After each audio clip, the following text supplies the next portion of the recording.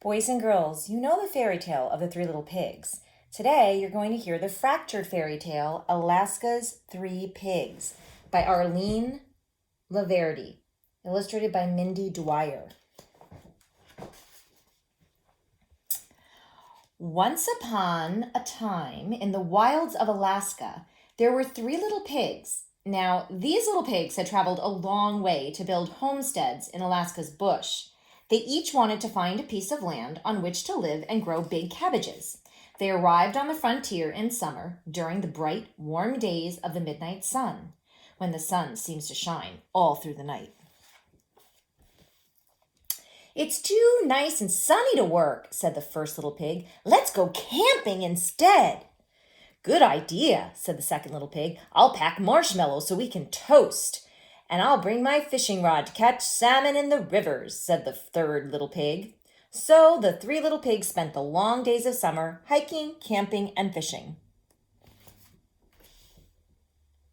But soon the first autumn frost came, and the sun no longer stayed out all day and into the night. The third little pig said to his brothers, "We've had a good time, but now we must find land and build our homes before winter comes." The pigs put on their heavy, thick coats made of fur, down, and wool and started out across the frosty frontier. When the pigs had traveled some distance, the first little pig said, "I'm tired and have walked far enough. I'll stop here in this grove of spruce trees." So he said goodbye to his brothers, and they continued on their way.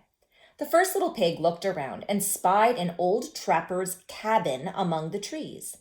There were chinks in the walls, the roof was moldy, and the stove was dented.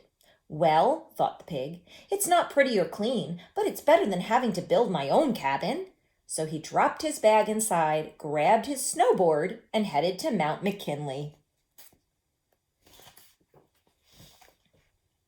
The other two little pigs soon stopped to rest as an early snow began to fall. The second little pig decided he had traveled far enough and declared, "I'm going to build my house here on the wide open tundra." So he said goodbye to his brother, who continued on his way. As the second little pig stood on his homestead, he felt big, fat snowflakes landing on his snout. Thought the little pig, "it's snowing harder, and I don't want to get stuck without a roof over my head." The little pig cut down some small willows growing alongside a nearby river.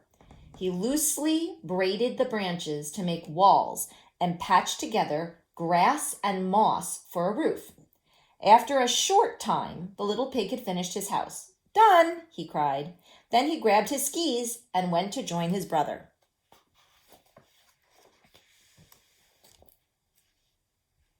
The third little pig was a smart little pig.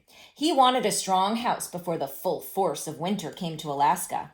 In winter, he knew it would be dark most of the time, and he wanted to be protected from the bitter cold and from hungry wild animals. As he walked along, the third little pig suddenly felt a cool mountain wind blow down from a glacier. "Ah!" he cried. He took a shovel, a pickaxe, and a sled up into the foothills and carved out block after block of glacier ice. It was hard work. He had to load the blocks onto his sled and haul them back to his homestead site. It took several trips and many long hours before the little pig had enough blocks to begin building his igloo. He carefully stacked the blocks, one on top of the other, and filled in all the cracks with snow. He then poured water over the walls so that they would freeze solid. When he finished, he had a strong, safe house made of ice. Now, the third little pig loved the outdoors as much as his brothers did. But before he went to play, he wanted to get ready for the cold night ahead. He gathered wood to build a fire. Then he shoveled snow into a big barrel to melt for fresh drinking water. Finally, the little pig hooked some dogs to his sled and rode off to meet his brothers. The little pigs loved to play in the snow. Whoosh! The first little pig made big turns on his snowboard. Yee-haw! The second little pig yelled joyfully as he followed on his skis. Bark, bark, The third little pig's dog team barked happily as he mushed them all around. But all this noisy fun woke up a grizzly bear who was hibernating in a nearby cave. The grizzly was not happy to be disturbed. He had been sleeping for several weeks and was very hungry. Grrr, the bear grumbled, and grrr, the bear's stomach rumbled, and the sound echoed out of the cave. The third little pig pulled his dog sled to a stop and listened. He said to his brothers, "It's getting very dark and cold now. I think we should go back to our safe new homes."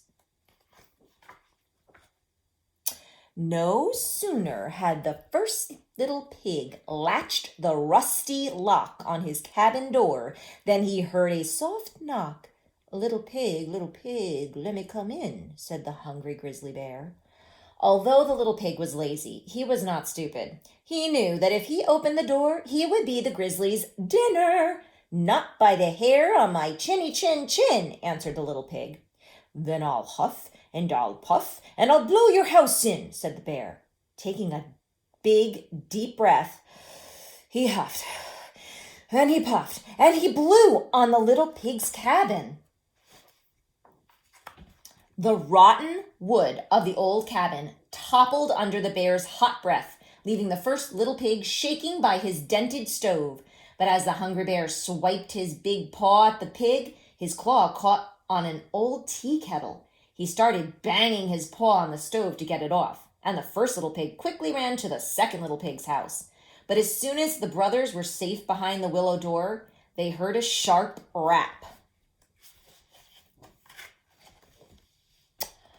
Little pigs, growled the grizzly. "I want to make my dinner, so let me come in." The two little pigs were trembling in the corner, and it wasn't from the cold. "Not by the hair on our chinny chin chins," cried the pigs. "Then I'll huff and I'll puff and I'll blow your house in," grunted the grizzly bear. And he huffed and he puffed and he puffed and he huffed.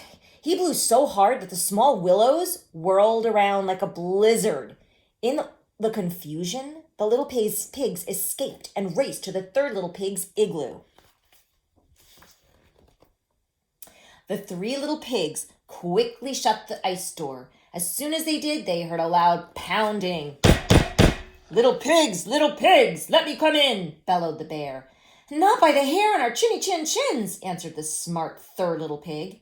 "Then I'll huff and I'll puff and I'll blow your house in," roared the grizzly bear. So he puffed and he huffed and he puffed and he huffed and he blew until icicles hung from the tip of his nose and his breath came out in great big clouds. But the igloo was strong. It did not tumble down around the little pigs. It didn't even budge.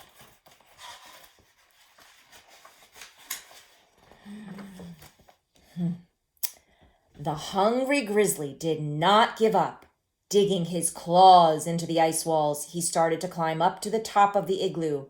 "He'll come through the smoke hole," squealed the first little pig. The second little pig covered his eyes. But the third little pig had a plan. He took the barrel of melted snow and pushed it out the door. When the grizzly bear reached the top of the igloo, he looked down and saw the third little pig standing outside. This was his chance. See him sticking his tongue out at him?